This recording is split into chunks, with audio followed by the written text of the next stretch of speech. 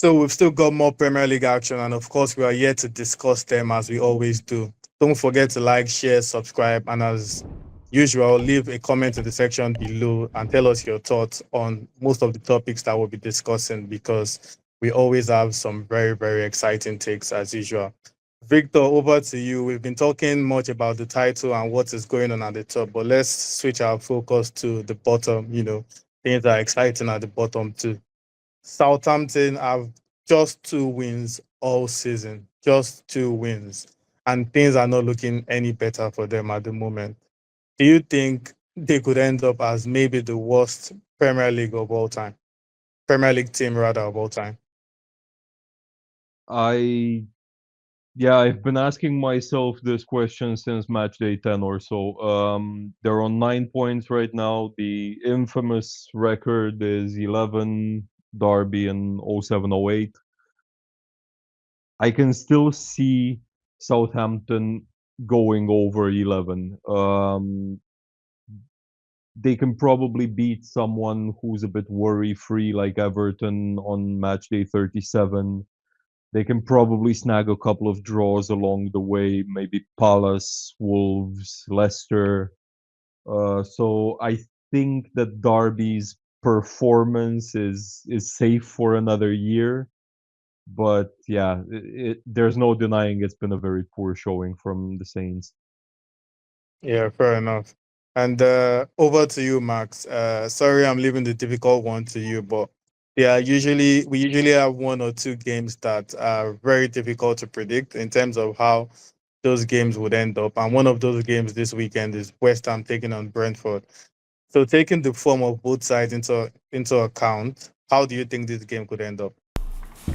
Yeah, both teams are random at that point of the season, so it's actually hard to predict. But probably West Ham can win this game because of home crowd, but I'd say it might be a tie. But this game can go either way.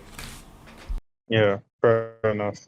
And Victor, over to you. I know you might not want to ring his praises, or you might not even want to speak about the other half of Merseyside, but yeah, I'm leaving this one to you regardless. How good has David Moyes' return been? And do you think with Everton's newfound form, do you think there's even a chance they can get into the top half? Huh. Okay. First of all, yeah, absolutely. Proper shot in the arm for Everton. Let's face it, he's always had pretty much cult-like status for the blue side of Liverpool. It's still a bit surprising that he managed to turn them around so quickly and so efficiently. Mhm. Um, but top half, okay, let's put it this way. It's definitely possible given problems at United and Spurs, for example. Yeah. Do I think they'll finish in the top half? No, I do not. I think they'll have a more comfortable run in than what they've been used to for the last couple of seasons, but I don't think they're finishing 10th or above. Yeah, fair enough. And now moving over to the other side, which is Liverpool, of course. I don't know if it's anything to bother about, but Liverpool lost to Plymouth. With I think it's one of the biggest shocks of the season, if you ask me. And Yeah. in midweek, they played out to a 2-2 draw against Everton. Do you just 2 questions? Do you think Slot should start to worry a bit in any way? Maybe the mentality of the players starting to dwindle a bit. And do you think Wolves have a chance to maybe cause yet another upset? For the first one, the short answer is no. I think I've mentioned this before on one of the previous episodes, but Shankly said it best. Here we are with problems at the top of the league. 7 points clear, 14 games to go. I don't think he should be anywhere close to panicking. And I'm fairly certain he isn't. As for the second one, whether Wolves have a chance, okay, Wolves are probably in desperation mode right now, and if they're not, they should be. They're 2 points above the drop zone, and in terms of players, with one or two exceptions, I personally feel like that famous tag "too good to go down" does not apply to them. They're not too good. Liverpool will definitely be hurting after the draw against Everton, and they might throw themselves in attack a bit recklessly, but I think it will be Slot's job to tone them down, make sure they're motivated but not over motivated, make sure they understand that, okay, they lost 2 points at Goodison, but even if you stick seven past Spurs, those 2 points aren't coming back.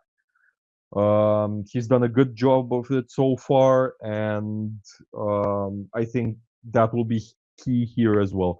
Having said all that, no, I don't think an upset is likely here. Liverpool's gonna win.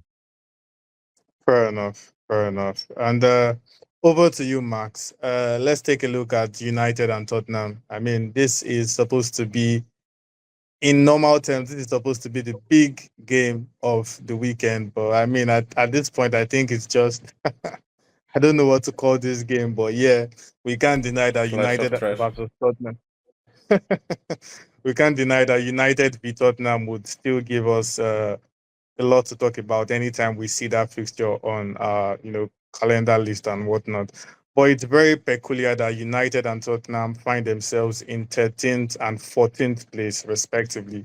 And it's funny because the 16th position has the same point with Spurs, meaning these sides are much closer to Southampton than they are to Liverpool at the top of the table, which is very funny to start with. There is a big chance that Spurs and United could miss out on Europe next season. What do you think about that, Max?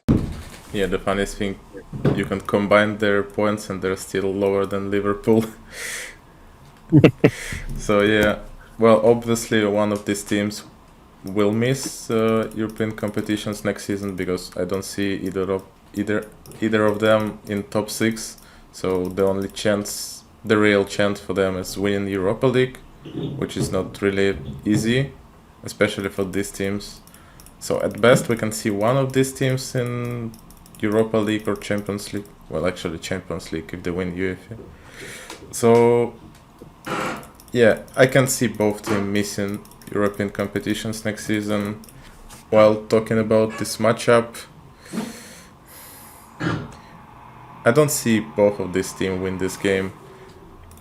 I predict a tie because both of them are weak at defense, not so good at attack actually last time, but at least United didn't lose a single game on the road this year, so it might be better for them, at least in mentally strong. So I'd say Victor, it has to be tie, but I'd predict United. fair enough. Yeah, Victor, just for you to chip in, do you think both of them would miss out on Europe next season? Both of them have been very poor by their own standards. Of course, injuries have played a big part for both, and there's no denying that they would not really deserve to play European football next season. I think as things stand, neither of them can get into the top six or top seven or however many we end up having from the Prem and UEFA competitions next season. But let's try to imagine for a second this season these two in the Europa League final. And Okay. would mean one of them goes to the Champions League next season. Yeah. Okay. I mean, I don't see it happening, but I like the optimism. I hope at I least not don't see it Spurs. happening. It's not a secret wish of mine, don't get me wrong. Yeah. But it's kind of an interesting thing to think of as a possibility. Yeah. Yeah. Because True. It is very sometimes interesting. sometimes football does like surprising us in ways like that. Yeah, and both of I them agree. can relegate next round. So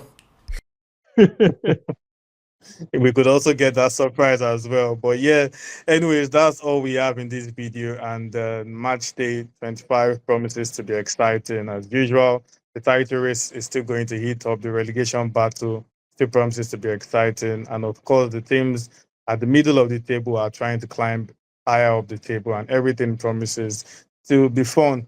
And once again, if you did not watch our predictions video, make sure you do that, because we gave a truckload of predictions that could possibly and likely play out this weekend. Till we come your way next time, stay cool.